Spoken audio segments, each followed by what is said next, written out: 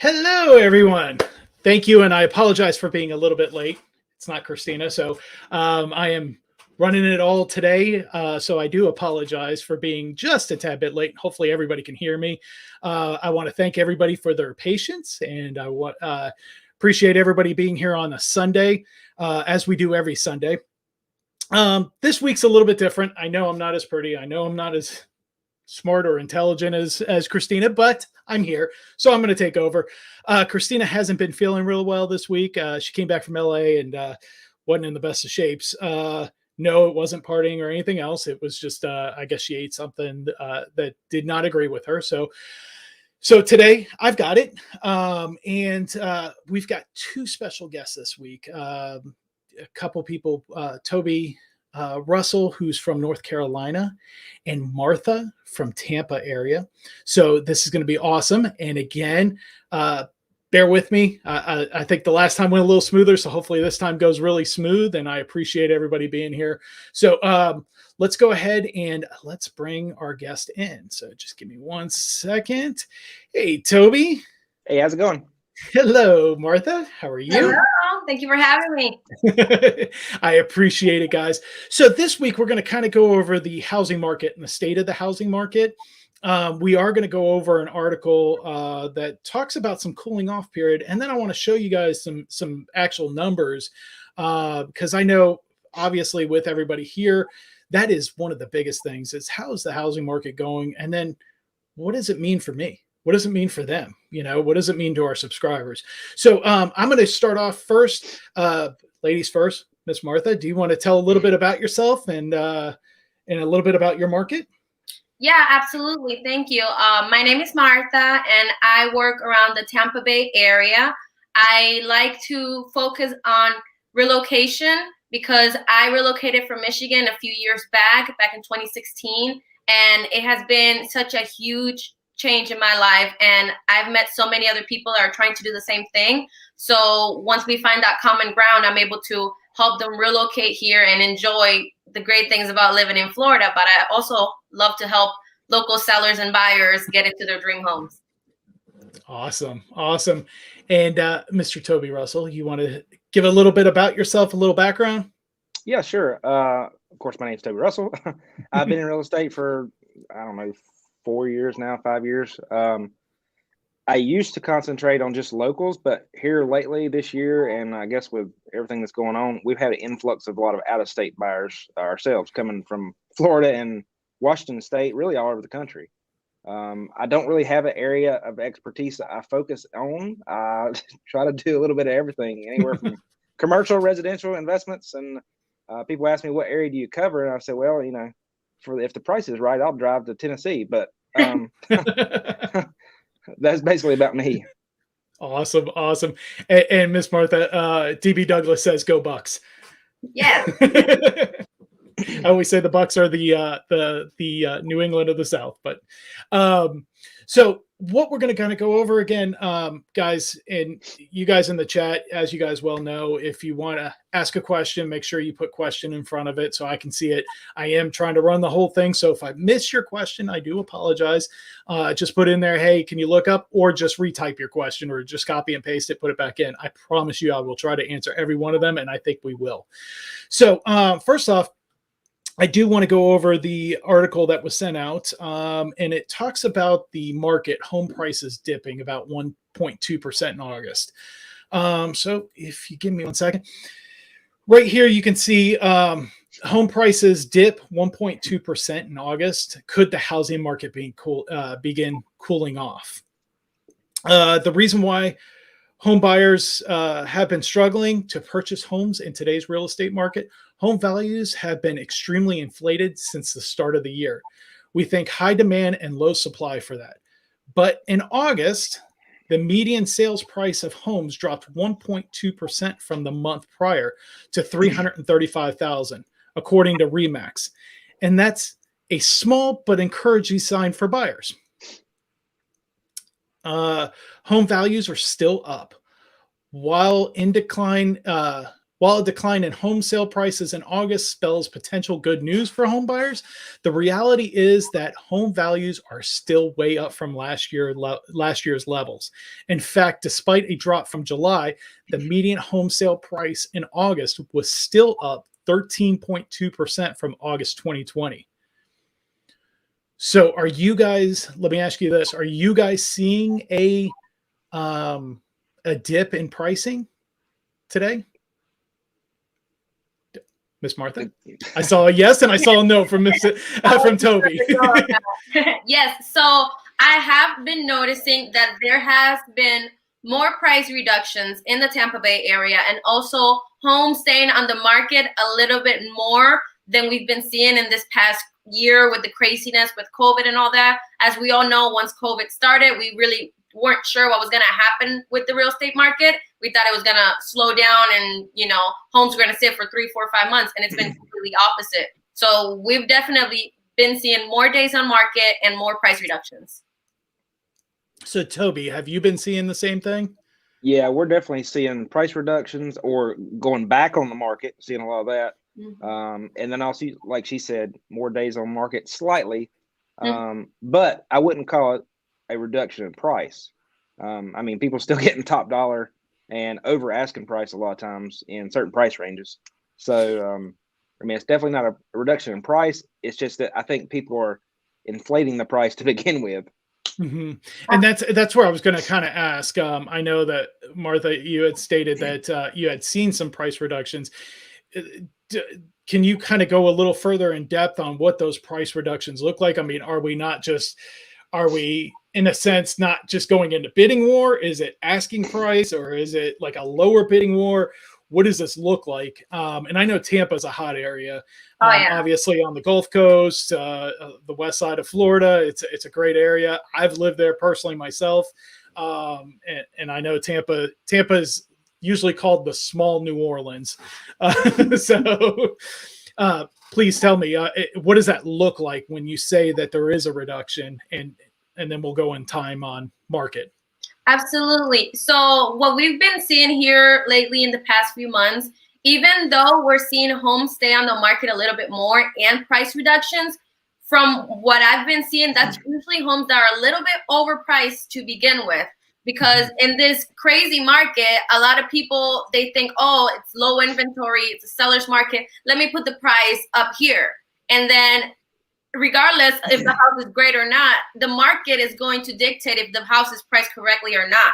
So even if you think the home is worth what it was listed for, if you're not getting offers, if you're getting 50 showings and 2 offers, and you're just not getting exactly what you were looking for, that tells you, hey, the market is saying the price is not good. Because no matter how beautiful the home is, if it sits for 2-3 weeks, especially in this market, you're going to get buyers looking at it funny. Like, what's wrong with that house? Like, it's no inventory. It's a seller's market. Why has this house been on the market almost a month and a half or something like that? So usually it's the ones that get overpriced to begin with. Now, you say you're seeing houses sit for about 2-3 weeks as opposed to obviously day of getting an offer or anything else. How does that compare to, let's say, a normal market? When we talk about a normal market, and then Toby, I'm going to come back to you. Yeah. When we talk about a normal market, let's say 2019, 2018. Obviously, we're not back at that. We'll never. I believe we'll never be back at it. I think this is, unfortunately, a little bit of a new norm, and we've got to figure it out from this point moving forward. But that's my opinion. I'm just here to facilitate questions today. So absolutely. From when we were, a year ago, when everything started with COVID, when everybody started working from home, we saw, homes selling, and still do, in less than 2-3 days. And then the phrase that we hate the most, highest and best by this time. It's crazy. Like, I'm not, I don't have 10 years experience, obviously, but I've been a realtor for 2-something years, and I've never dealt with that. I used to be able to show buyers 5 homes, 6 homes, in one day. And now I don't even have options to show them. And if we do, like I said, it might be something that got overpriced. And then the seller's agent's like, hey, we need to lower the price because we're not selling. And then eventually, if they're smart, lower their price and finally get a decent offer to get the house off the market. Yeah. So, Toby, give me 1 second. We did get a super chat in. Of course, it was Kristina Smallhorn. Great job, Eddie, for being a most gorgeous host this week. Yikes. And let your wife relax after food poisoning. Of course I would. Of course I would. So, Toby, I ask you the same question. What are you guys seeing, and how does it compare to pre-pandy market? Well, like, it's the supply and demand issue we have now. That's the main thing. And I was talking to some sellers last week that their last time they bought was 15 years ago. So they have no relation to what today's market is. And they had no idea of the demand. And I said, it's like a water hose. COVID restricted that down when it first hit. And all the buyers got backed up and all the sellers got backed up waiting to see what's going to happen. And now they've kind of, I guess, time or the shots or whatever has released them, and all that pressure is built up, and everybody hit the market at once. So that's going to release all your demand and skyrocket prices. And our days on market is, well, I got the stats up. It went from 3 days to 4 days, which is a 24-hour difference. Yeah. And honestly, I think that's inflated because, you get an offer in and you're waiting on signatures or whatever.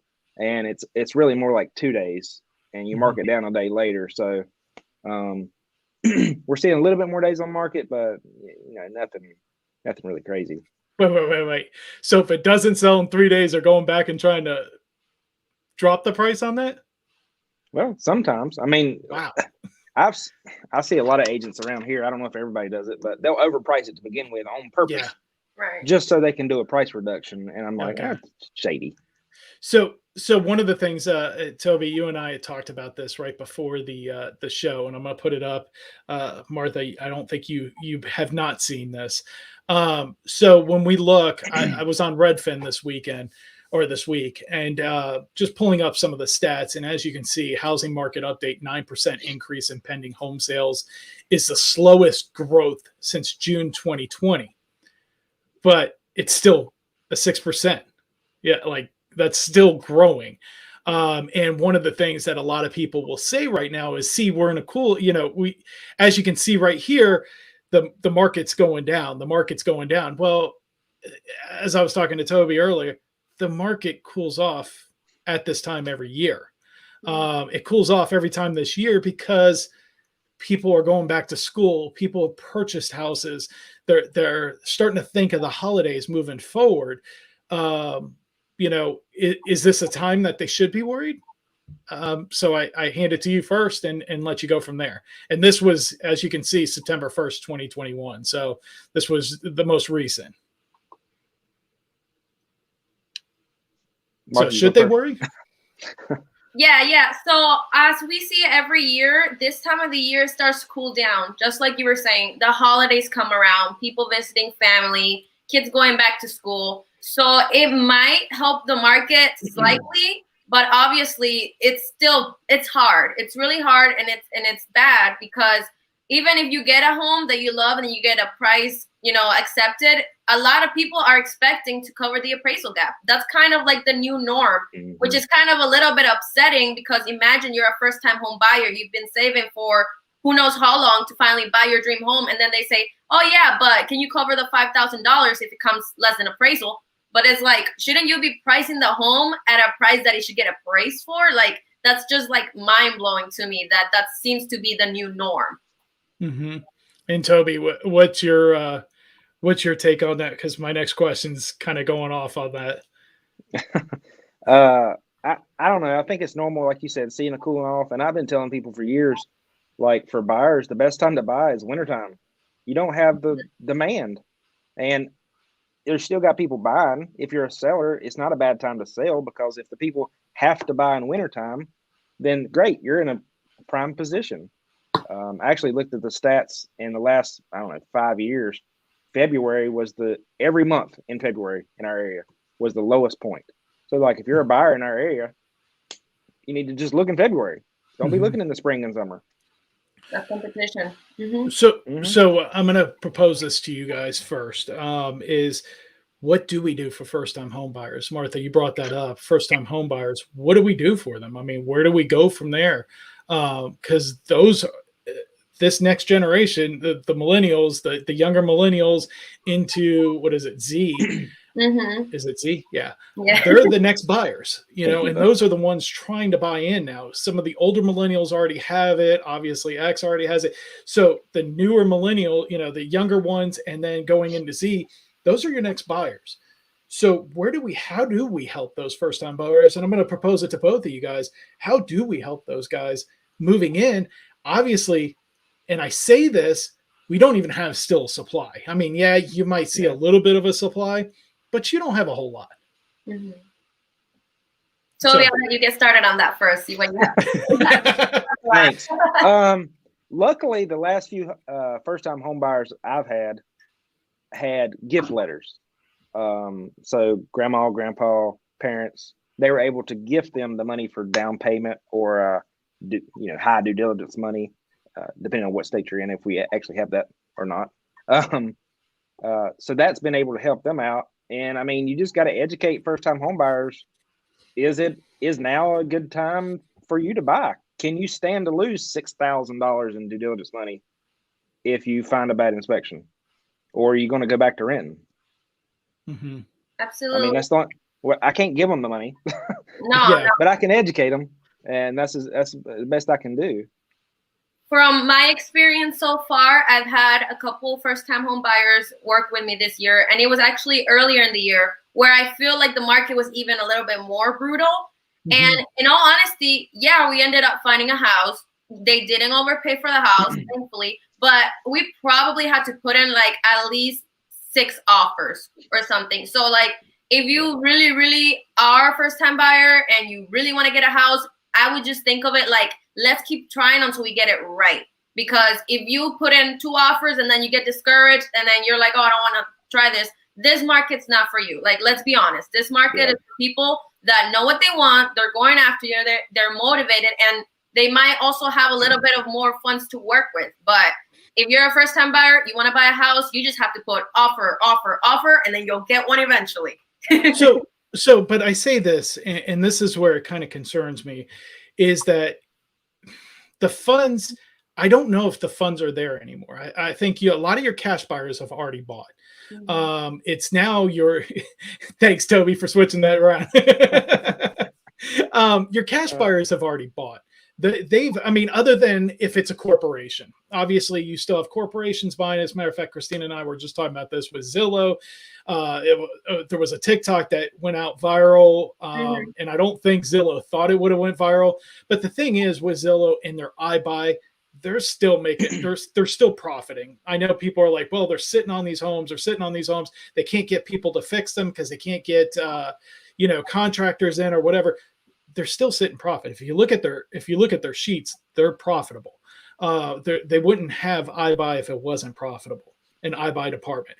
But so beyond them, your cash buyers that people would always say came from California, could buy a house, whatever, they've already bought. They're done. They are done. But the younger millennials to Zers, I don't know if they have the funds. They have the funds to put a loan out. And I think, Toby, you said something correctly, is if you're willing to lose $6,000, but if you're willing to lose $6,000, that might be the amount that you only lose when it kind of cools off and settles down. Because I don't think home prices are going to go way, way down anymore. I really don't.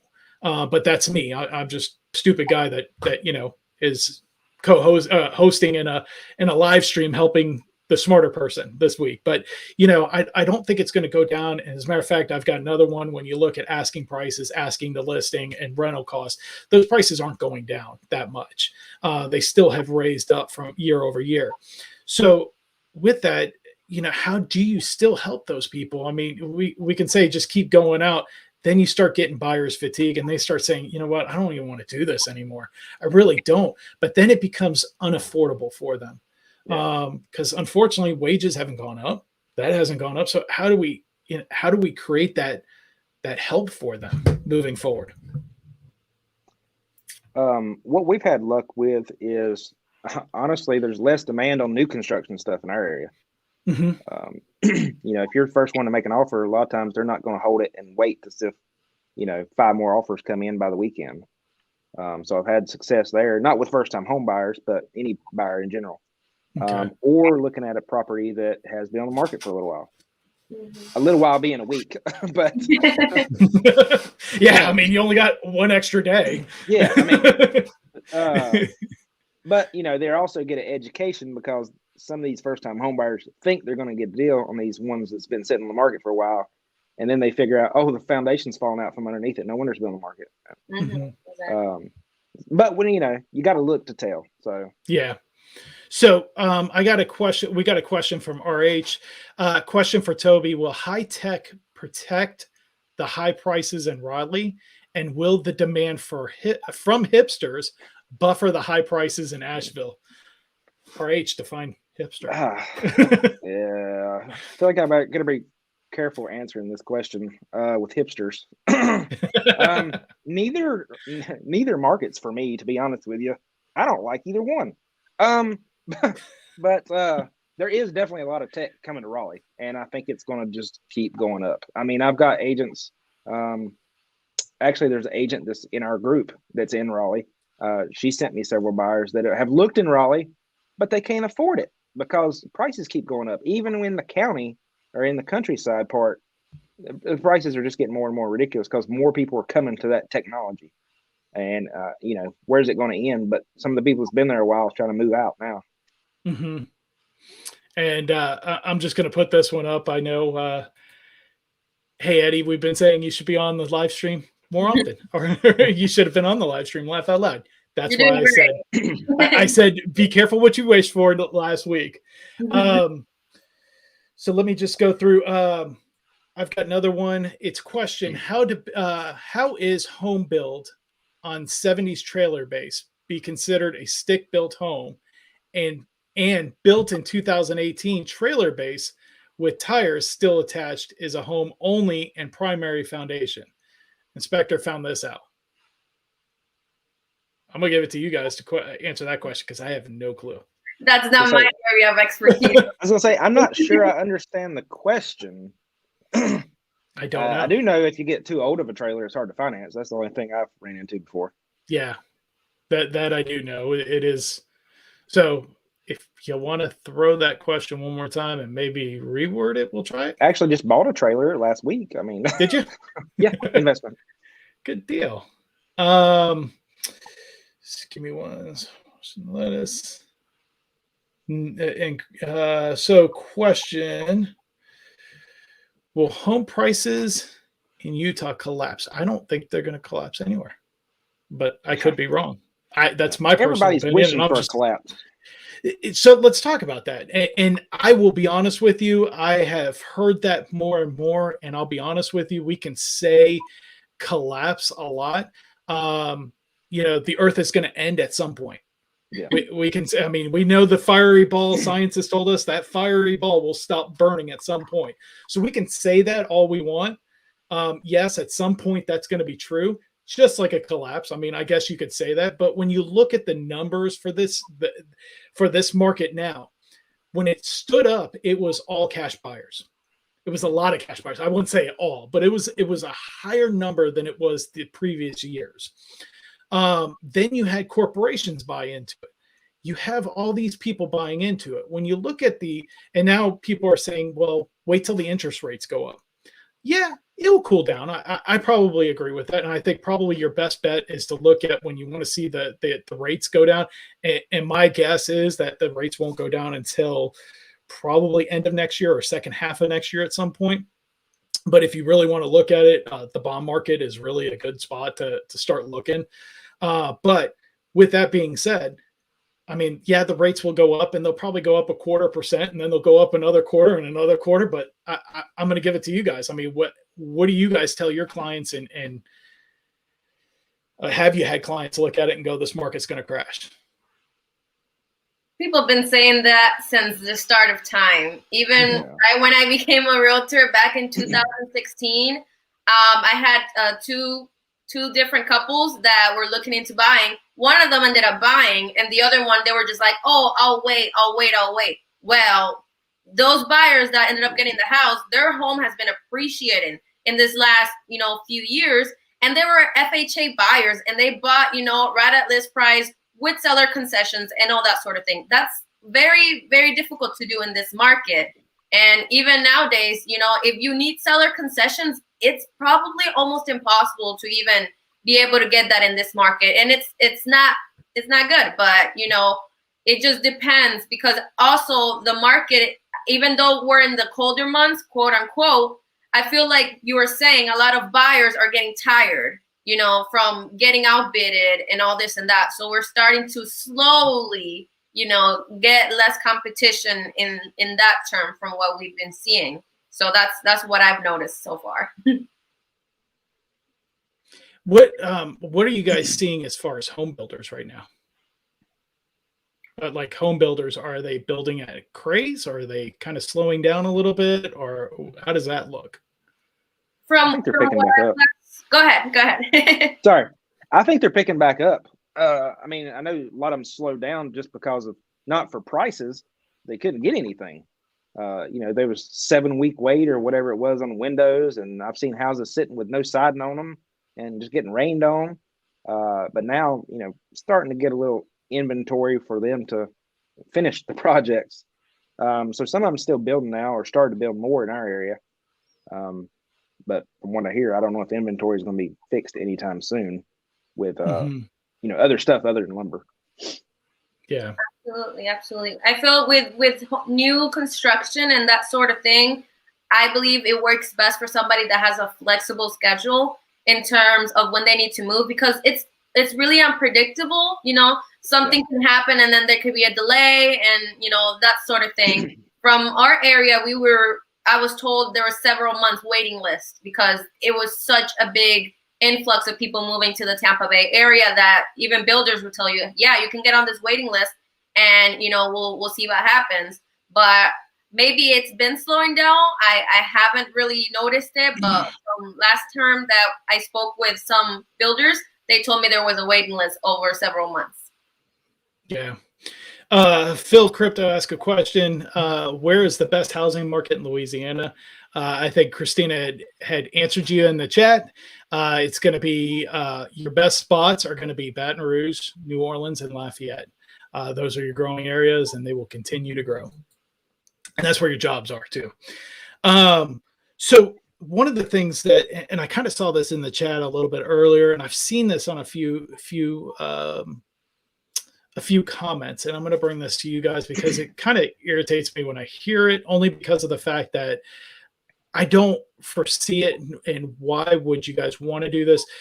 As a realtor, people, I've seen this comment before is, yeah, you guys want it to be buy. What do you say to that? And how do you help your clients? How do you help your clients navigate through this period? Because obviously, I mean, it's great to have clients, but if you've got clients you can't find homes for, you get buyer's fatigue and they turn around. That's good for you either. So neither way is it really good for you. And I know that people, see greed and they automatically look to you guys, and sure, are there realtors out there? Yes, there are. But again, are there doctors that want the money? Are there lawyers that just want the money? Are there, there's greed out there for everybody. Yes. But when you turn around, how do you help your clients in this market? And what are you telling them in the sense of this market, like to get them motivated, or if they want to buy? Or have you ever told a client, no, this probably isn't the time for you? Yeah, definitely. I have, for sure. I just had a conversation with one last night. She said her lease isn't up till February.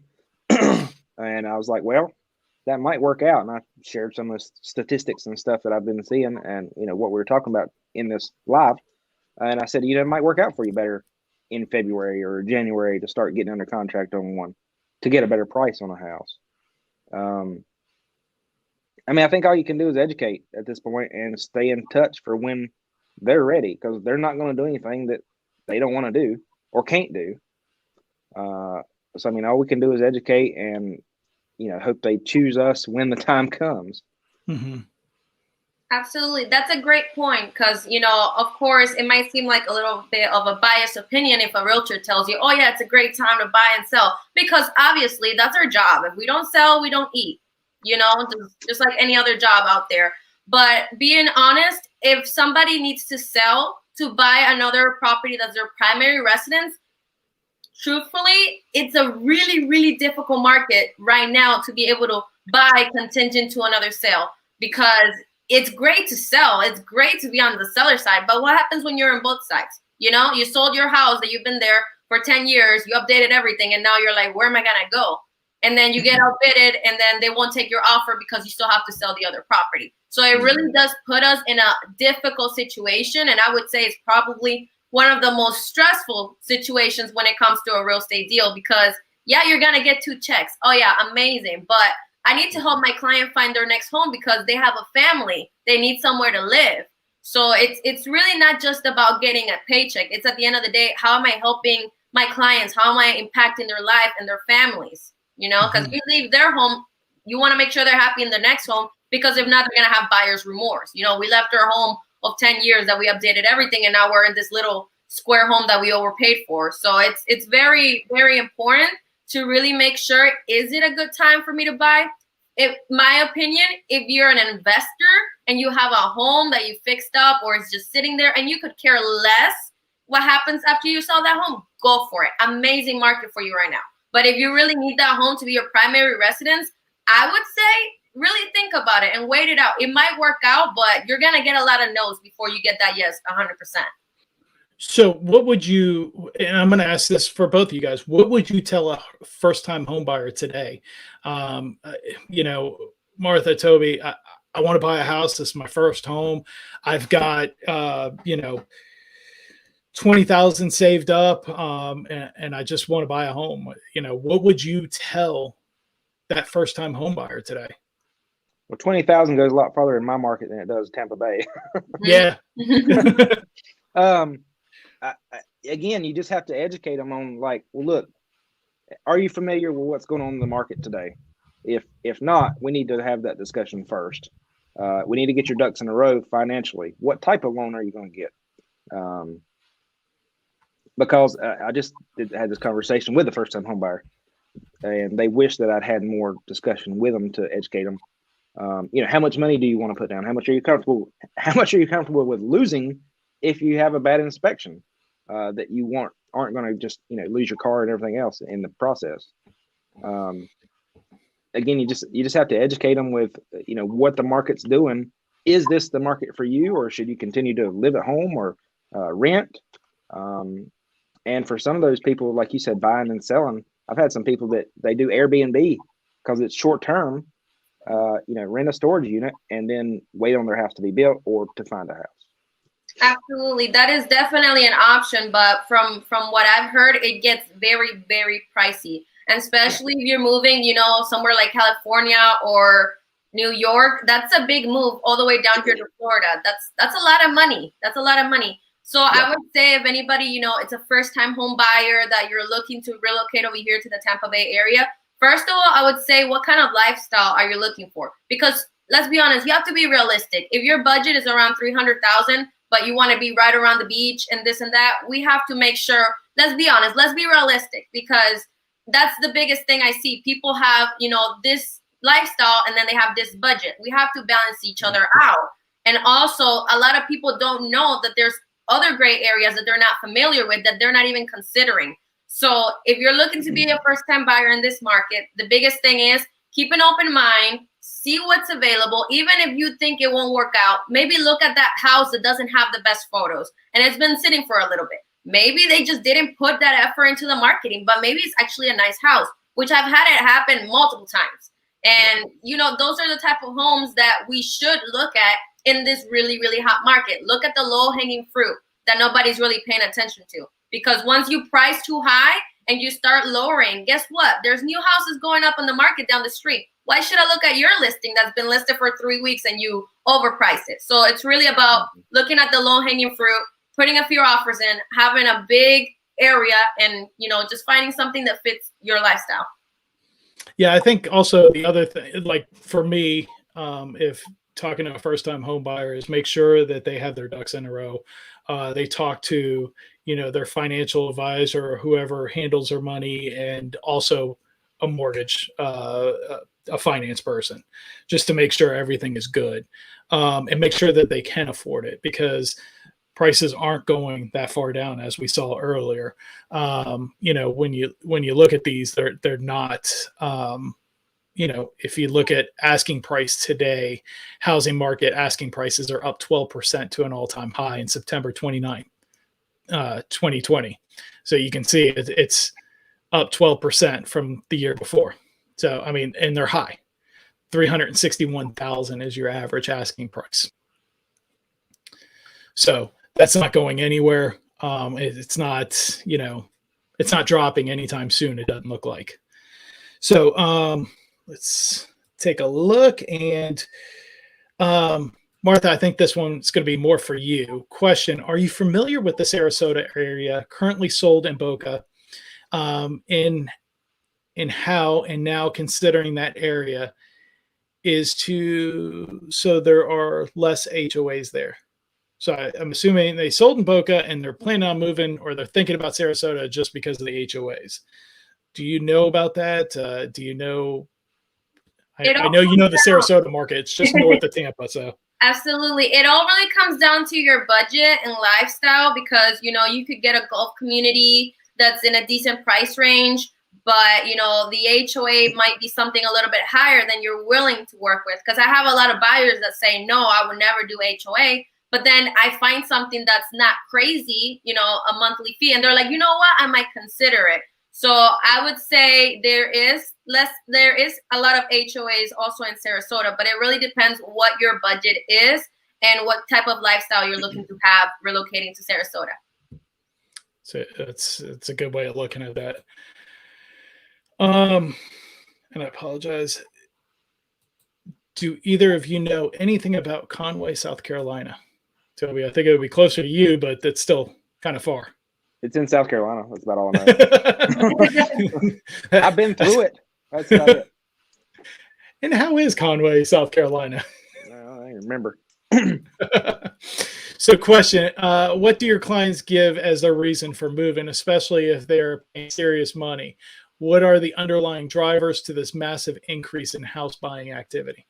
Absolutely. I'd like to talk on that one first, because I just had a call this morning about that. From my experience, a lot of people that are relocating to Florida, a lot of them are actually transitioning into working remote from home. And it's a big difference than traditional home buying, because now you really don't have to drive over to your office. That's 20, 30 minutes, deal with traffic and all that. So the people that have been coming over here have been working remote, and they realize they either have too little space or they're paying way too much for where they're currently living. And a lot of them, they just want to get the different lifestyle of actually just enjoying, the weather also, obviously Florida, the weather, and just being able to be flexible and work from home and have a decent space for the price. Yep. Same here. I've been last, 4 or 5 transactions have all been out of state people, and they're all work from home. They're like, well, I can still work at this same job, making the same amount of money, and buy a house for half the price of where I live now. Mm-hmm. And my money, cost of living, not just in housing, goes further in our area, and just like Florida. So they're like, why would I stay where I'm at? That we have people move down just because it's same as you. They want to get out of the cold. Get out of the cold in North Carolina? Well, they moved from like Ohio. Oh, okay. Fair enough. Yeah. So Speculative City says, how has the effects of real estate investors had on your market? And do you see a problem with investors converting single family homes into rentals? I don't guess that's a problem. I guess it depends on what type of landlord you want to be. And I don't know that it affects it. I think a lot of the investors are wishing for that crash that isn't going to happen. So, but I look at it this way, and I think I understand where Spatula City is going, is if you have an investor buy a house, that takes it off of a market that a possible single family a new family or a single family could have purchased that house. So I think that's where that question is driving to, not so much of what kind of landlord or what you're doing to that house, but is it taking it away from that inventory? Are we seeing so many investors purchasing right now that it's turning around? Because I know in some markets, investors have been heavy and hot. So is it taking away from a single family trying to buy a house, especially that first time home buyer or, just even a family? So have you guys seen that? I would agree with that because before we hopped on here, I looked at, the recent sold in the area, and most of them are either cash or conventional. Very, very few FHA or VA financing. So absolutely, I would say that, yeah, they're taking away the opportunity for a regular single family, to buy a home. But also, regardless of, if they buy it or not, they're always going to return it back to the market in the form of renting. And guess what? People need housing. They need rents. And yeah, is it crazy rents? Of course. It's absolutely ridiculous. Most homes, they put a little paint on them and fix something up and then list it for a crazy price. But guess what? Somebody's still going to get it. And, you can look at it from either side. Yeah, it's outrageous, but don't you still need a place to live? Toby? Yeah, I guess it takes it off the market, but I haven't seen that much investor activity around here that's quote unquote take it off the market, because a lot of our investors are low end housing. So around here, so they're fixer uppers anyway. Yeah. So I'm going to say this, and to your statement, Martha, here is my I believe my last chart that I'm going to show. And yes, it does go to rental, but this is where the problem lies. Rental market tracker, mortgage payments for new home buyer. No, I'm sorry. Was this? Yeah. Rental cost to home buying. It's up 15%. So we're seeing this price continuously go up. However, rents are climbing rapid in some places, up over 20% from the year earlier in many Florida metros, Riverside, California, Phoenix, and Las Vegas. So even though investors are buying those properties, and yes, they're flipping them back into the market, they're flipping them at a higher rate. And if we still look at it, that my wage hasn't gone up. Right.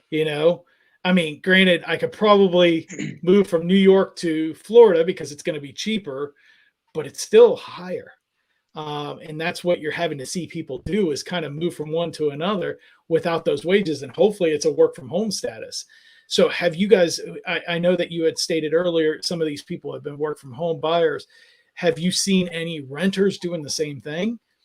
Just looking for a cheaper place to live to take that cost and come down, because that hurts those that can't move. Those rental prices are going up. That's the fact. And that, even though investors are taking them off the market and putting them back on as a rental, yeah, there's renters that need to be, but the price keeps going up. I mean, now you're pricing them almost out of it. Absolutely, absolutely. And if you look at the data, the Tampa Bay area, the rent has been growing, like it's exploding in the last year or so. And it is very discouraging and it is very difficult. But I feel like there has to be something that is done, maybe some sort of rule that kind of lets regular people put in offers first. And then if the house sits, maybe a cash offer from an investor or a corporation or something like that. But I definitely do feel that there needs to be some sort of change, because very soon the regular average person is going to be priced out of the market, just like you were mentioning. But then on top of that, people need to be educated about what they're able to afford and, when they should buy. Maybe right now might not be the perfect time for that, but people need to be educated and ready. So when there's ever a change in the market, they're ready to go. Because I've met so many people that have been throwing away rent for years and years, and they haven't even bothered to get educated about what they need to do to be able to buy. So it's really important to be educated and be ready when the time comes, so you can take advantage of being a homeowner and stop renting. Toby, what you saying? Yeah, I agree see with that. her, and I kind of wonder if the the rise in rental prices is the same as the rise in the number of buyers. A lot of these buyers are getting fatigued, so they're moving back to rentals. So it's got to go in one market or the other. They're not just going to disappear. Mm-hmm. So if you got more demand in rental, then rent prices are going to go up. Supply and demand. Same with buying and selling. But what do you think we can do in that sense? I mean, because again, wages aren't going up. I think last week we had somebody on here that said, well, it was great. Some people got some extra money, a little bit more. When you say it, $15, $20 isn't enough to live off of. I don't know about you and your market, but I can tell you, if I made $15, $20 an hour, you're gonna be hard pressed to live without trying to find a second job or whatever it is. So what can we do? And Martha, I think that's a great idea in the sense of, legislation turning around, and you don't want to, put that on people, but yes, at the same time, you kind of have to, in the sense of regulating it and saying maybe it should go to first bid should always go to a family or a single buyer, then it should investor first. I believe is it FHA or who somebody does that. Mm-hmm. Like if the house is owned by that kind of person, it has to go to a single family. It goes up for a bid, but it has to go to a single buyer first before it can be opened up to investors. Yeah, HUD does that. HUD does that. Okay, that's what it is. See, I apologize. I'm the dumb guy that's just running this. So maybe, it's that same thing. What do you guys think? Absolutely. With the HUD, they are doing something that I feel like should be maybe duplicated and made into a higher scale, because there's very, very limited options when it comes to the HUD properties, and especially in different areas. So maybe there should be something based with the same idea, but maybe on a bigger basis that's easier for everybody to just access to, just like we do right now. You look up a home for sale, boom, you got all the homes for sale in your area. Maybe something more accessible that has those same terms as the HUD properties do. Toby, what you think? I agree. I mean, yes, families need a place over investors. But I also steer away with, who's going to regulate this? We've already got so many things in the world that's regulated, and how's that working out? So I feel like it's going to be a fine line if you start doing that and saying that it has to be families. And a lot of these HUD houses, I don't know about your area, but the ones that I've looked at in our area, they need so much work. Your normal family, they're not livable a lot of times. Mm-hmm. And LV Tech Me said, but that's a government program. Yes, it is. Mm-hmm. It is. So Anna B put out a question. Is it possible or how to reference condo after interest rates go up? Refinance? I guess. Yeah.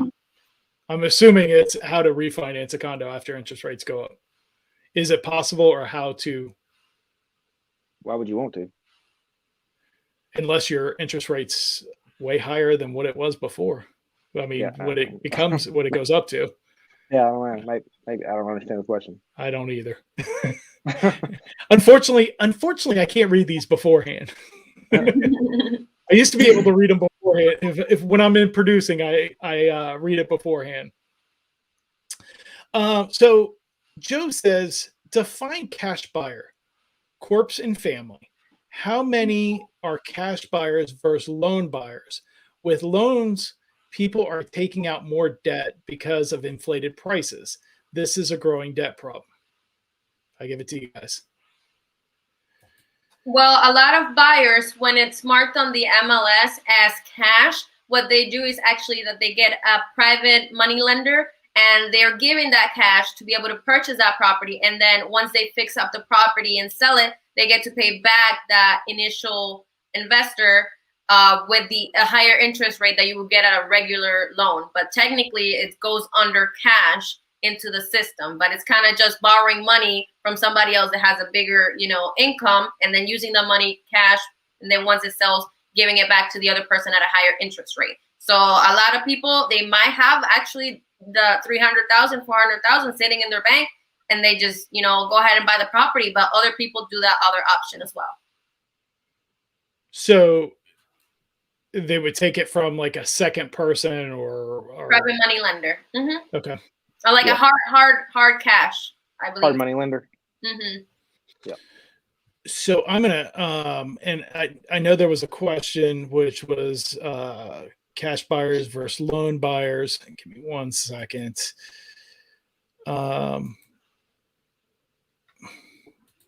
So I'm going to share this real quick. All cash sales are rising sharply amid intense buyers. This was a May 2021. Amidst the most competitive spring market in 50 years, the share of all cash sales to existing home sales surged 25% in April 2021, as non-first-time home buyers are paying all cash to increase the competitiveness of their offer, edging out first-time home buyers, according to the April 2021 Realtors Confidence Index survey. This is a significant increase from 15% share 1 year ago and 20% as of 2019. So as you can see, cash buyers have increased even still today. I said it earlier, I thought all the cash was gone. No, the cash is still there. So it's not going away. It seems. So are you guys still, have you guys seen cash buyers lately? Oh yeah. I just had one last week. Did you? Okay. Yeah, I mean, cash is king. Do you want to wait 35 or 45 days on your house to close, or do you want to close it next week? Or get it in 14, 10 to 14 days. Yeah. 100%. I would just mention that a lot of buyers, like we were talking about, people that need to sell in order to buy, sometimes they offer the period to say, hey, well, you're finding your next home, you can stay in the home and be flexible. So even though the offer price and the financing or cash is very important, I feel like there's also always little details that can help make it a better situation for the seller, especially if they need to sell in order to buy. Yeah. So the one, this isn't a question, it's more of a comment that came in. And then I'm going to go back to questions. So guys, if you still have questions, I'm going to be there. But it says, I've been saying that about municipalities need to tax investors that hoard properties and then relax zoning requirements for non-traditional houses. What do you guys think about that and saying that? I'm going to let you guys go. So whoever wants to go first, or go at it. Depends what you call an investor. If it's a flipper, they are getting taxed. They're paying capital gains tax like crazy. Mm-hmm. But you just don't hear about it, I guess. And relax zoning for requirements for non-traditional housing. I don't know what non-traditional like housing I would is. say, I think where she's going is tiny homes, shipping containers, things that are non-traditional, not the normal stick-built house. Gotcha. 100%. I would say probably in the next few years, if there's more, support with this new movement of relax, zoning with little tiny homes or container homes, I feel like once the public starts really, pushing that more, eventually somebody is going to make a company that is able to help with that sort of thing. And maybe it just starts, to kick off. Just like before, we used to see, trailer homes and mobile homes that were just tiny and not, very nice. Now we see trailer homes and mobile homes that are amazing and beautiful and open floor plan and everything. So it just seems like there's a need in the market for that extra housing, for that different type of housing. And, maybe a company needs to invest in it, or a startup or something like that along those lines, to make sure that that becomes more of a, wide aspect, if that makes sense. Mm-hmm. Yep. Toby? Yeah, we don't see a whole lot of tiny homes around here. I mean, I guess you see some maybe in more vacation spots like mountains. In that hipster Asheville area? Yeah, for sure. I'm sure you see tiny homes there. All kinds of things you see there. But yeah, there's definitely, I could see where there would be a demand for that, because you can get a home a lot cheaper, still be nicer. But yeah, we just don't have a lot of that around our area that I'm familiar with. Okay. Next question. How much do you think residential properties are overvalued? and how long do you see high demand that keep prices high lasting? Have you ever heard the saying, it's worth what somebody will give you for it? Yep. That is true. So That is true. I mean, so how long do you think it's going to that the demand is? Because Kristina's got this thing. It's a crystal ball. She always says, unfortunately, it's not working. So do you guys see this coming down anytime soon or cooling off? Obviously, we're going through a cooling period right now, as we talked about earlier, but we see that every year.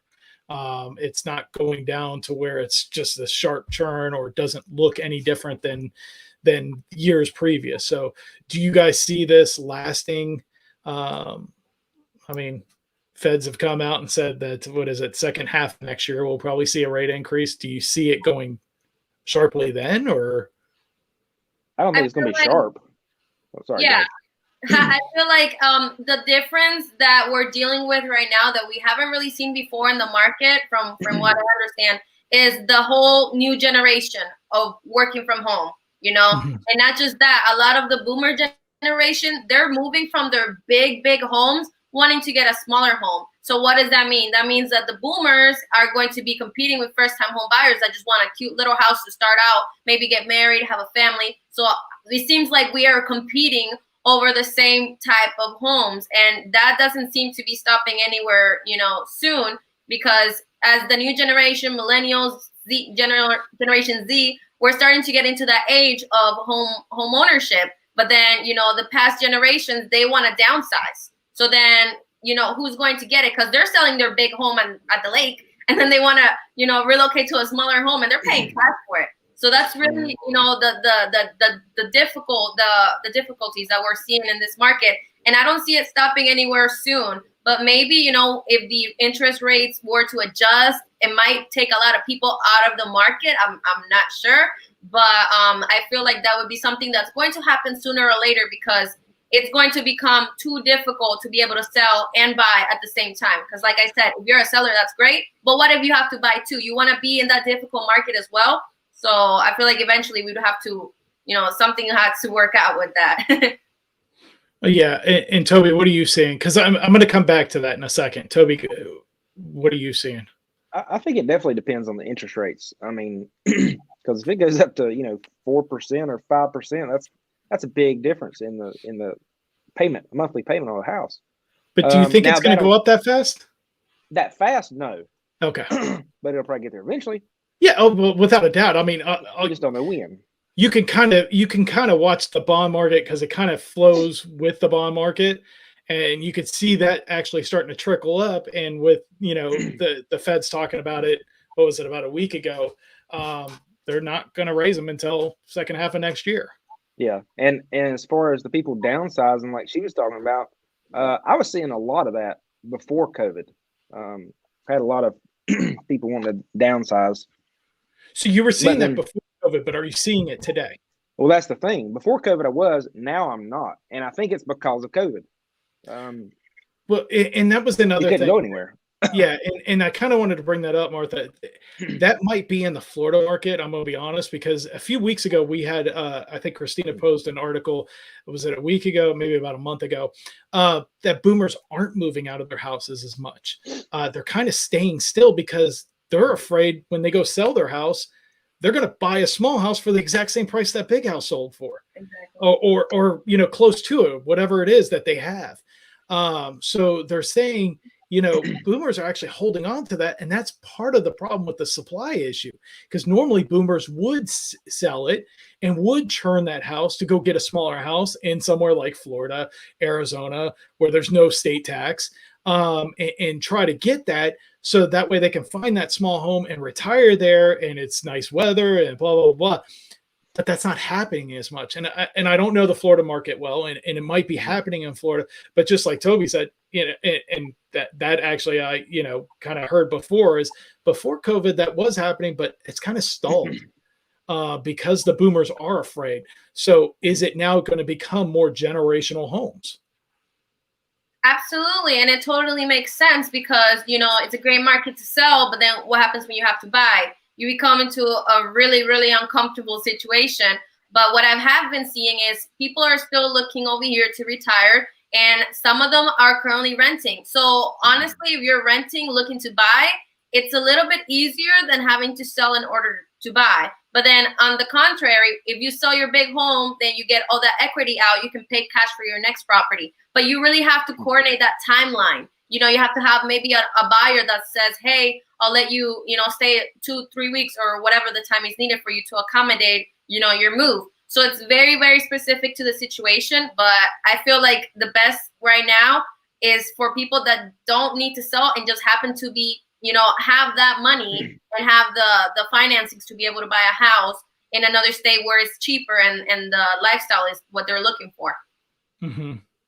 I think for the downsizers, sorry, go ahead. I think for the downsizers, I don't know if it's so much, that's a speculation.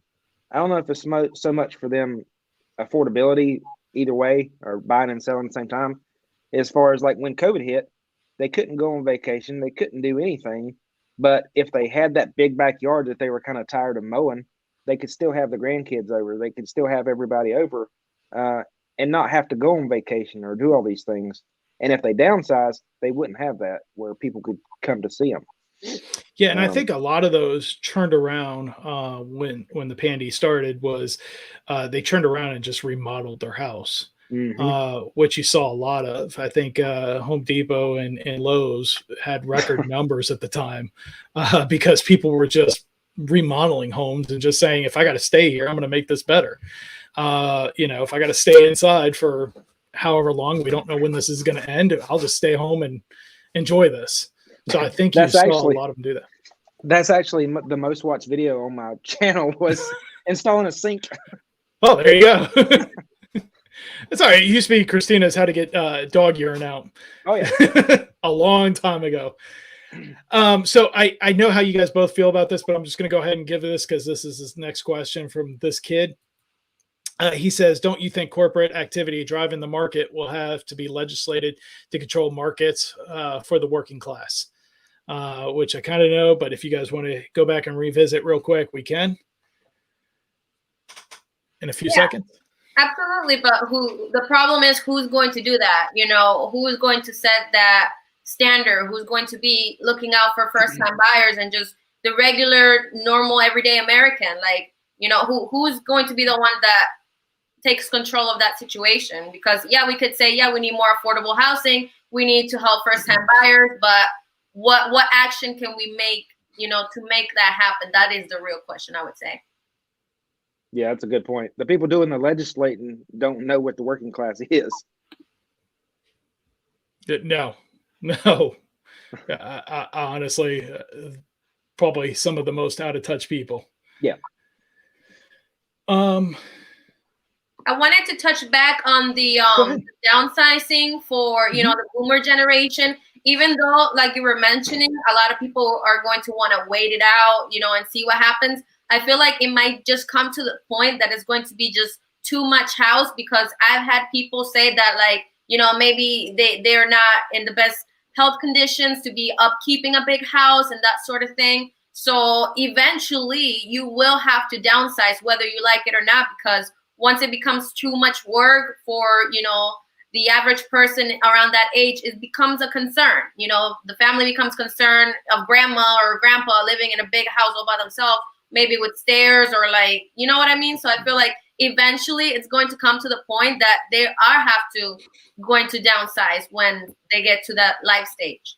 Mm-hmm. And I'll touch on that too. I've got a lady like that. I've been talking to her for probably 3 years now, and she's waited too long. So her physical health doesn't allow her to pack and do and get the house ready to actually sell. So it's taken her forever. So that waiting is just killing her. Yeah. So this is one, and I actually don't mind the idea. I own a couple rental properties myself, and I'll be honest with you, I probably, as an investor, probably been the worst in this. Well, I've been very good about it, but probably other investors would look at me and go, you're just being ridiculous. Why would you do this? So the question is from this kid again, do you think tax breaks to rental owners who keep their rents at the same or 3 to 5% increase a year to year to keep rents reasonable. Do you think that that would be a good thing? Now, I'll be honest with you. I've remodeled a house during the pandemic for one of my rental properties, and I kept it. I think it only went up $50. So I give this back to you guys. What do you think about that? Possible tax breaks to rental owners who either keep it the same or 3.5% to kind of help people out who are trying to rent. Absolutely. I would say it really comes down to, the type of tenant that you have, because I have heard of people that they have increased the rent and then they get a horrible tenant that doesn't take care of the property and just gives them even more trouble than the tenant that might have been there for 5 years, really cared about the property, was very attached to it and took care of it. So it really, really depends. But I believe that would be a great start so that we could have some sort of rent control, if anything, because what would happen if we don't do anything? Like, where are things going to be 3, 4, 5 years from now? I'm only 23. My generation is just starting the home buying process. Are we able to buy a house? Are we going to be, priced out to always live in an apartment or in a studio? So it really comes down to, I would believe that would be a step in the right direction. Yep. And I have that investor mindset too. So to me, it all depends on the numbers. What kind of tax break are they going to give you? I mean, if I got a cash flowing property and I can still increase the rent, even if it's a minimal amount, depends on the tax break. That'd be great. So if you look at it, and I only say this, and I'm going to actually ask both of you this. If I was looking for a 2-bedroom, 2-bath home or 3-bedroom, 2-bath home in your market, what do you think the average rent is? A lot higher in her market. Yes, I know Martha's is going to be higher. Well, honestly, I'm preparing to, starting investing in real estate in the next upcoming year. So I moved from a tiny apartment to, the house that I'm currently in. And, it's kind of funny when you're a realtor and you are renting, and then people might ask you why. Well, I'm saving up to make the right move when it's my time. So it's all about like, when is the right time for you? You know what I mean? So it really comes down to your situation and when is the right move for you. If it doesn't feel like the right move, then abort. Like, don't do it. So, but what would you say the average rent is for a 3-2 in your market? Yeah, the 3-2 definitely almost 2,000 for something decent. So 2,000. And Toby, what would you say? It could be decent. Rough. Yeah, I was gonna say something decent depends where it is. If you're looking at your average cookie cutter, like first time home buyer house, probably 18 to 2,000, like you said. So 18 to 2,000. If I'm making $20 an hour and I've got a, few kids or one kid, even let's go one child, and I'm working $20 an hour, that's what, 800 a week. 20 times 40 is what, 800 a week times 4. That's 3,200. Take 25% out for taxes and whatever. You're already looking at 2,400. That's a problem. It is, absolutely. Big problem. And if I just have one kid, let's say I don't have any kids, that's still a big problem. I got $400 to, whatever else I got, electric, water, probably don't have cable at that point in time, because that you can throw that out the window. But I do need a phone, so I probably have a cell phone at the cheapest rate, and I still got to get to work. Absolutely. I would mention that my family, we moved from Michigan back in 2016. Mm-hmm. And when we moved into the area, rent was way less. I'm talking about 5 years. You could get a decent house for under $1,500.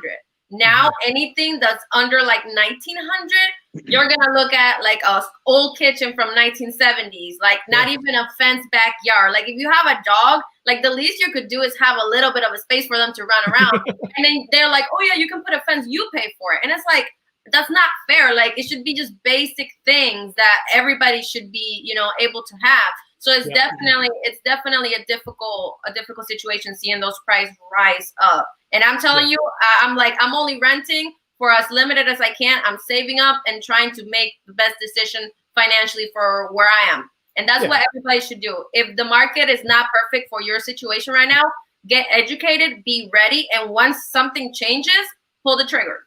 That's what I would say. Mm-hmm. So I'm going to throw this one up. Question. I'm going to sell my home this year at Kent City, Michigan. There you go, Michigan. And I want to buy a smaller home. Are you familiar with the market in Michigan, looking to downsize and lower my payments in this economy? I'm going to assume I would give it closest to you, but I don't know how aware of Michigan's market you are at this point. Oh, yeah. I have tons of friends in the area that are able to help with that. So I stay connected with all my friends and family back home. I have friends all over. I grew up in Holland, Michigan, which is close to Grand Rapids, but I have connections all over the state. So I definitely will be able to connect with someone that can help you with that. Okay. And how would they connect with you? Yeah, you can reach me at my email. Can I type it here in the chat? Would that be best? You can. Okay, you can if you want. And Toby, same thing. If you have something in the North Carolina area and they get a hold of you. So question, comment. I looked at a HUD house, 100,000 in very poor and swamp area, house surrounded by water most of the time. What kind of nonsense is that? Some you're going to find that are going to be that way. Yeah, that's what I see a lot. Absolutely. I mean, HUD homes are, some are not great. They want somebody to go in there, build a family, set it up and fix it and take care of it. That's ultimately what they would want from HUD. Am I correct in saying that? So some of those are going to be beat up. Let's see what we've got. Question. I've seen homes at 850,000. I'm considering waiting, but do you think numbers will seriously go to 1 million? What market? Depends on your market. Honestly, depends on your, I would say depends on your market, depends what type of growth opportunities are in your area. Because like, for example, Florida has been growing tremendously because so many businesses are, switching over to working over here and their employees are coming and it's just building more opportunities. So I would say, look at the market that you're in, what kind of developments are happening, are, businesses and different companies moving to the area. And that can kind of give you a little bit of an idea that it probably is going to go up more or less. I would ask, what are you waiting on? Yeah, that's true. I mean, at this point, is it money? What is it? Take a few more questions. I don't want to take up too much of your time because I know both of you have got lives also. Do you feel a new manufactured trailer home keeps its value? Has this changed over time? I think people back in the day used to say they don't keep their value, but with the demand, I mean, yes, it's not a house. It's not a stick built house. But I mean, sometimes actually better built. Well, that's what I've heard, and that's what I've seen with new trailers, new mobile homes, new manufactured homes. Yeah, older stuff maybe not so much. Yeah, but the newer stuff is great. I seen one the other day. It was 2-story. So I mean, it's amazing what you can get nowadays. So I think they would hold their value easy. I mean, are they going to hold it as fast as a stick-built home? Will they hold their value? Yeah, I think they will. But I mean, that's just me, dumb guy. I think it always depends on the condition. Yeah, absolutely. I think until financing it becomes more flexible for those sort of housing, that might be the thing that actually makes a big difference with everything. Because if you want to buy a single-family home, what do? You get pre-approved. You start looking for homes. The process should be simplified in the terms of manufacturing trailer homes. And then we would be able to bring all those people that are looking for that solution maybe into this new market. Yeah. Sometimes the interest rate ain't the same either. Yeah. Do you guys think that there will ever be anything for that? Because I mean, to me, it sounds like a solution to help the demand of housing, and I could be wrong, is that if you can build a house in a controlled environment, come in, put it together, and here's a house in a lot of cases built better than, a stick-built home, the new ones, not the older ones, but the new ones, that would be a solution. And some of these manufactured homes, you can't tell the difference. You look at it and you're like, wow, that's a beautiful home. Absolutely. Oh, it's a manufactured home? And they haven't been weathered like a stick-built home. They haven't sat through the conditions as they were being built. So you got top quality, materials in that. I feel like the difference would be, since we've seen the housing costs go up, it's also because of the materials that go into those homes. I've seen, even new constructions, increasing their price because of the demand and how long it's taking and the materials. So maybe if there was a way to be able to build those, trailer homes, mobile homes, in a more affordable rate than single families, maybe developers would, buy a big chunk of land like they usually do over here. And instead of putting either new apartments or new construction homes, maybe make it into a new, super cute mobile homes. Like, I feel like that would be a good start to be able to start shifting the narrative of what is affordable in this country at all. And that kind of, Toby, did you have anything or? No, I'm good. Okay. So Yeah. I'm going to skip a question, then I'm going to come back to the other one because this kind of runs with this one. So the question is, why not a movement to build single family homes, 1,100 to 1,300 square feet, for example? What's the point of building McMansions only? Average square foot of a home is 2,500 plus. That's money. I'm going to give it to you guys. I mean, I've got only one word answer for it, but I'll give it to you guys. Demand.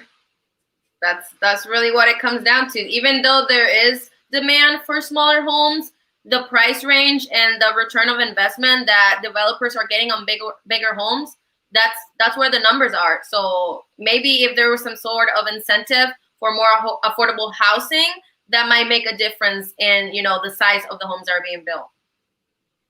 Toby? Yeah, I agree. It's all about return on investment for builders. So I mean, if you're getting a higher return on a bigger house, why not? Why wouldn't you build a bigger house? I know some investors and some investor/builders that they buy those single family land lots and build smaller houses for purposes like that because they're easy to build, they're cheap to build, and they can afford to build the bigger houses. So they're doing it, but like I said, it's return on investment. I was going to say the one word I was going to use, and you had said demand, Martha. Mine is greed. There's more money back on that McMansion for them to make it, so they're gonna make it. You're either going to come up or not. But you're right. Until there's some type of incentive for a builder to build an average, just a 1,100, a 1,300 square foot home or 1,500 square foot home. If I can make a bigger return on this, I'm going to go ahead and do it. There's more money. Absolutely. The kid asked question: what happens if I buy a 60-year-old home adjacent to a vacant lot, and I find out my house is 3 feet over my I find my house is 3 feet over my property line? You should have found that before you bought it. That's a great question, but usually I don't know how it works in other states, but we are usually required to have a survey done of the property before we get to the closing table over here. And that will solve those sort of issues that come across, property line and where it ends. So I'm not sure. Maybe if it happened to, slip by that you didn't get a survey and then you have that problem, I would say contact, the county and see what's the best way to solve that situation. Yeah, because I would hope that there was a whatchamacallit? I'm trying to think of the word right now. You go to the county in our areas, parishes, title searches, yeah, to figure that out beforehand. So I would hope that would have been. I'd say if it was close, then yeah, we don't have to get surveys here, but if it was that close, when you looked on the GIS map, I would at least suggest like, hey, you might want to check into this. Let me do 2 more questions. Are you guys good for that? Yeah. You guys good? I don't want to take up too much of your time. Just give me 1 second. Boomer's got a house for 3 or 4 times less. They did, but now they're also paying 3 or 4 times more for a smaller home. Question. Joe said, I said this before, first-time buyers, renters are priced out. Investors, VRBOs, Airbnbs have affected the market. We need radical change. People cannot progress when living is so expensive. It is. It is expensive. I just proved that with dollar, and our minimum wage isn't $20 an hour. It is sad, and things have to be done. But you guys have pretty much gone through that and talked about it. What do you guys see for the rest of this year and going into next year for your markets? I think as far as ours, like you said, it's going to continue to cool off a little bit. There's not going to be a crash like everybody wishes for, because we're not having the same financial situation that we did when it crashed the last time. So, I think until that interest rates start to rise, you're not going to see any kind of drastic change with demand. Mm-hmm. And depending on what happens in the government, I mean, you can't predict that. Absolutely. I would say just like we always see every year, this time of the year, the winter months, things start to cool off a little bit. So maybe, once we end the year, we can see how we're starting off the new year. Hopefully there is some sort of, a little bit more of a correction than what we're seeing right now to give us a little bit more of a fighting chance for the average, new home buyer. And I feel like if the interest rates were to get adjusted a little bit, that might price a lot of people out of the market, which might be a good thing because then you have less competition. But, we can't really tell what's going to happen, but it's just as important, like I said, stay educated, know when the time is right. And once you see, interest rates have changed or your situation has changed and you have a fighting chance, go for it. Don't wait too long, because that's the biggest mistake people make. And then they regret it later on. So, just keep an eye on the market. See if the homes are sitting for longer. Maybe they start sitting for a month. I don't know. Maybe you see more price reductions. That might tell you, hey, we might have a chance of, maybe go ahead and moving into that next home that we've been looking for a minute. So I think that would be the best thing. So one last thing. I'll put up two more, and neither one are questions. They're more of statements. So this one says foreclosures. Emmanuel says foreclosures will be abundant soon. Where do you get the info? I've been hearing that all year. I'm just asking because I've seen this before. Where's the info? Where is that information? If we go back and we take all the houses that were in that took the forbearance, we would see almost a normal market. That doesn't mean homes would just dip completely. They would just be in a normal market. So what do you guys think with that? And I apologize. I gave my 2 cents before I should have. I mean, these houses, just because they're in forbearance doesn't mean they're going to go into foreclosure either. Yep. Just, again, wishful thinking on a part of an investor.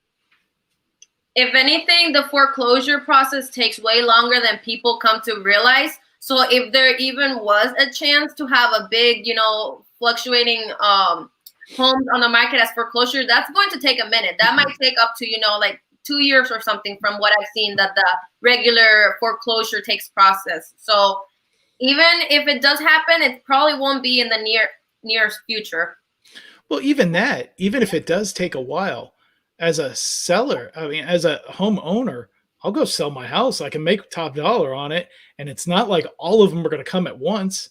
Right. It's not like the judges are going to rule on every one of these foreclosures all at once and say, here's my magic wand. Yeah, foreclose on all of them all at once. So they're not all coming on the market at once. Am I correct? Mm-hmm. Right. You so could do even that. if it takes a year. I'm sorry? Yeah. I'm sorry. You could do that. You could sell it. But, what I see a lot around here is people get that head in the sand mindset where they just don't want people to know what kind of condition they're in. Why are y'all selling? Well, you don't want to tell your neighbor, well, we're getting foreclosed on. So They would rather just ignore the facts, ignore that they're behind on their taxes. We see that a lot around here. Different things like that. They would rather just stick their head in the sand and move on. But some of them are going to sell when they look at it and it's top dollar. Think about what they probably bought that house for to what their house is worth today. Exactly. Either foreclose it or I can sell it pay the back and still take some money out and still have some money. Right. I feel like really realistically, regardless of pulling down a little bit or not, it's still a hot market to sell unless you have a property that's like really, really, really bad. And even that, they still sell. So like, I really don't see the reason behind a huge, foreclosure wave, because people will buy your house. Like, people are buying houses sight unseen. Like, that's crazy to think about. So people just really got to take advantage of the opportunity in the market right now before they get to that final stage of really having no option but to, be foreclosed on. Yeah. So one last one. Oh, I just let it go. AFV stated, somebody took a picture. Somebody took a picture? Oh, okay. Okay. AFV asked, he's looking for, okay. So question, I want to sell my home and buy another property. If you're in the Tampa area or you're in the North Carolina area, Toby M. Russell at gmail.com, or if you're in the Tampa area, Martha dot, please pronounce your last name. Limonta, Limonta at exprealty.com. And I speak Spanish. If anybody has a friend or a family member that needs a little bit of sauce in their life, I'll help them out too. Well, I'm half Colombian myself. Oh, cool. My mother is Colombian and she lives in Orlando. Oh, cool. Yeah. And if it's anywhere else, info at KristinaSmallhorn.com. It's also in the description below. You can email her also directly and she will answer. And guys, Martha, let me first ask, where can people find you on YouTube? Yeah, absolutely. So my handles for pretty much all my social media are Move with Martha. And I have my YouTube channel that helps people relocating to the area. I'm also on Instagram. I like to post little funny reels because, real estate doesn't have to be so boring. So I like to have a little bit of fun with it. So if anybody wants to connect with me, feel free to reach out. It's Move with Martha. Oop, sorry. I just pulled it down. You're good. So here it is, guys.